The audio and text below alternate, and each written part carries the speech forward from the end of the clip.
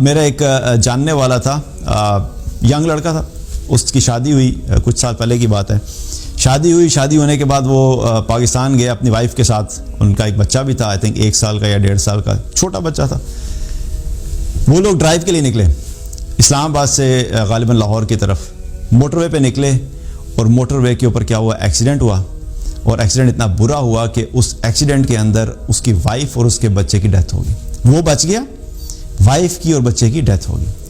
اب آپ سوچیں کہ ہم اگر اس کو یہ پتا ہوتا کہ میں جو اسلام آباد سے لاہور جانے والا ہوں اور میرا اگلے 2 گھنٹے میں جو ہے وہ ایکسیڈنٹ ہونے والا ہے، اور اس ایکسیڈنٹ میں میرے ساتھ ایک ایسا واقعہ پیش آئے گا جو میری زندگی کو مجھے ہلا کے رکھ دے گا، جو میں توڑ کے رکھ دے گا، تو واٹ ڈو یو تھنک کہ کیا وہ گاڑی نکالتا؟ کبھی نہیں نکالتا. اسی لیے کیا ہے کہ اللہ سبحانہ تعالیٰ نے، لیکن وہ کیا ہے کہ اللہ نے ان کی تقدیر میں یہ چیز لکھی ہوئی تھی کہ یہ جو خاتون ہے اور یہ جو بچہ ہے وہ اس ٹائم کے اوپر جو ان کی اتنی زندگی ہے اور انہوں نے اس ٹائم کے اوپر یہاں پہ چلے جانا ہے. وہ تقدیر میں لکھا ہوا تھا. اسی طریقے سے وہ حادثہ بھی تقدیر میں لکھا ہوا تھا. اب اس سے متعلق ہمارے پاس کیا آپشن ہے؟ اگین ایک تو وہی ہے کہ ہم اس اللہ کی اس فیصلے کے اوپر رونا دھونا شروع کر دیں. بڑی زیادتی کی بات ہوئی، دیکھیں بچہ تو چھوٹا سا تھا، 1 سال کا تھا، اس کا کیا قصور تھا؟ کیا اللہ تعالیٰ کو یہ بھی نہیں نظر آیا کہ اس کی ماں چلی گئی، بچہ بھی چلا گیا، لڑکا اکیلا رہ گیا؟ اور یہ وہی جو ٹپیکل ہماری باتیں ہوتی ہیں کہ ہم اس سانحے کو، اس حادثے کے اوپر جو ہے وہ رونا دھونا شروع کر دیں. اور دوسرا ہے کہ جس انسان کی زندگی میں واقعہ پیش آیا ہے، اگر وہ اپنے آپ کو اللہ کی تقدیر کے اوپر راضی کر لے اور یہ دل میں یقین کر لے کہ میرے اللہ نے میرے لیے چونکہ اس وقت میں یہ چیز لکھی تھی اس لیے یہ ہو کے رہنی تھی، اس میں میرا کوئی بس نہیں تھا. تو جب انسان اس ایکسیپٹیبلٹی موڈ میں ہوتا ہے، اللہ کی تقدیر پہ راضی ہوتا ہے، تو تب اس کی زندگی میں جو اس کو اندر جو غم ہوتا ہے اور جو اس کے اندر ایک وحشت والی کیفیت ہوتی ہے وہ سیٹل ہونا شروع ہو جاتی ہے. کیونکہ انسان جب تقدیر سے فائٹ کرتا رہتا ہے، اور تقدیر سے فائٹ کیا نہیں جا سکتا، کیونکہ بہت سی ایسی لائف میں چیزیں ہوتی ہیں جو ہم چاہتے ہیں کہ ہماری لائف میں ایسے ہو لیکن ویسے نہیں ہوتی، اور بہت سی ایسی چیزیں جو ہم چاہتے ہیں کہ ہماری لائف میں ایسے نہیں ہو لیکن وہ ہوتی ہیں. تو کیا کرتے ہیں ہم؟ جو ہماری مرضی کے خلاف چیزیں ہوتی ہیں ہم ان سے فائٹ کرنا شروع کر دیتے ہیں، اور ہم فائٹ کرتے کرتے کرتے کرتے کیا ہوتا ہے کہ ہم تھک جاتے ہیں، ہار جاتے ہیں. لیکن اگر اللہ نے الٹیمیٹلی ایک چیز لکھی ہے تو اللہ کر کے رہتا ہے، اور اس میں کیا ہوتا ہے کہ پھر ہم اپنی دنیا بھی خراب کرتے ہیں، اور جب اللہ سے ناراضگی کا اظہار ہوتا ہے تو ہم اپنی آخرت بھی خراب کرتے ہیں. تو ایک طریقہ کیا ہے جو کہ اپنی لائف میں مشکل حالات آئیں تو اس میں کیا ہے کہ اللہ کی تقدیر پہ راضی رہنا. یہاں پہ ایک چیز کلیئر کر دوں، تقدیر کا تعلق اعمال سے نہیں ہے. ٹھیک ہے، بہت سے کچھ لوگ یہ کہتے ہیں، سمجھتے ہیں کہ جی اللہ نے اگر میرے نصیب میں لکھا ہوگا نمازیں پڑھنا تو میں نمازیں پڑھنا شروع کر دوں گا، اللہ نے میرے مقدر میں لکھا ہوا کہ میں کسی غریب کی مدد کروں گا تو میں کر دوں گا. یہ جو اعمال ہیں، اللہ تعالیٰ نے اعمال کے معاملے میں انسان کو کھلا چھوڑا ہے. اعمال کے معاملے میں اللہ نے تقدیر کو نہیں نافذ کیا.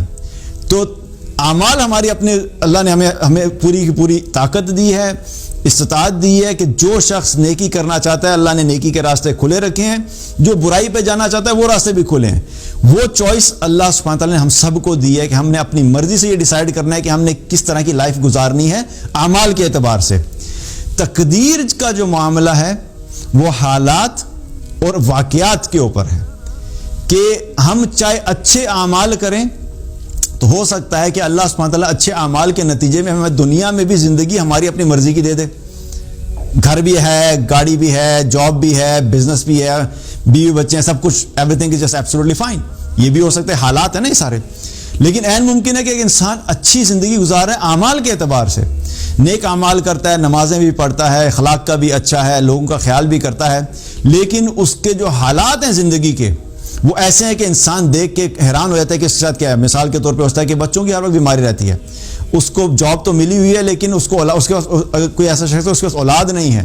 کسی کے پاس گاڑی ہے لیکن اس کی شادی نہیں ہوئی. کسی کی شادی ہوئی ہے لیکن اس کا خامند اچھا نہیں ہے. کسی کا خامند اچھا ہے تو اس کے اور مسائل ہیں، تو بہت سارے پرابلمز اور ہو سکتے ہیں. تو حالات اور واقعات کا تعلق جو ہے وہ تقدیر سے ہے، لیکن اعمال جو ہیں وہ اللہ نے ہمیں اپنی ہم سب کو اوپن دیا کہ ہم نے اپنے اعمال خود کرنے ہیں. تو تقدیر پہ راضی رہنا یہ بہت امپورٹنٹ ہے. ہاں یہ بات ضرور ہے کہ تقدیر ایک ایسی چیز ہے جو اللہ نے لکھا ہے تو اس کو چینج نہیں کیا جاتا سوائے ایک چیز کے جو کہ ہمیں پتہ چلتا ہے. تو کیا ہے کہ دعا ایسی چیز ہے جس کے بارے میں حدیث میں کیا آتا ہے کہ دعا جو ہے وہ تقدیر کو بدل سکتی ہے. لیکن یہاں پہ بھی ایک چیز کلیئر ہونی چاہیے. یہاں پہ یہ نہیں فرمایا گیا کہ دعا جو ہے وہ تقدیر کو بدل دے گی. گارنٹی نہیں دی اللہ کے رسول صلی اللہ علیہ وسلم نے, لیکن ایک طریقہ دکھا دیا ہمیں, راستہ دکھا دیا ہمیں کہ اگر تم دعا کرو گے تو دعا تمہارے پاس ایک ایسا ٹول ہے جو کہ تقدیر کو بدل سکتی ہے. لیکن at the end of the day فیصلہ پھر بھی کس کا ہے؟ دعا کریں گے اللہ سے. تو اللہ سے جب دعا کریں گے تو اللہ کا فیصلہ ہے کہ کیا اللہ ہماری اس دعا کے نتیجے میں جو ہم اللہ سے مانگ رہے ہیں اللہ ہمیں دے گا یا نہیں دے گا. الٹیمیٹ ڈیسیژن اللہ ہی کا ہے. وہ مانے یا نہ مانے, وہ چینج کرے یا نہ کرے, یہ اللہ کا فیصلہ ہے. لیکن بہرحال ہم دعا کر سکتے ہیں. دعا ایک ایسا راستہ ہے جو کہ تقدیر کو تبدیل کر سکتی ہے, لیکن یہ گارنٹی نہیں ہے کہ وہ تقدیر کو تبدیل کرے گی. تو اللہ سے عافیت مانگنی چاہیے اور فیوچر کے متعلق جو ہے وہ اللہ سبحانہ تعالیٰ پہ چھوڑ دینا چاہیے.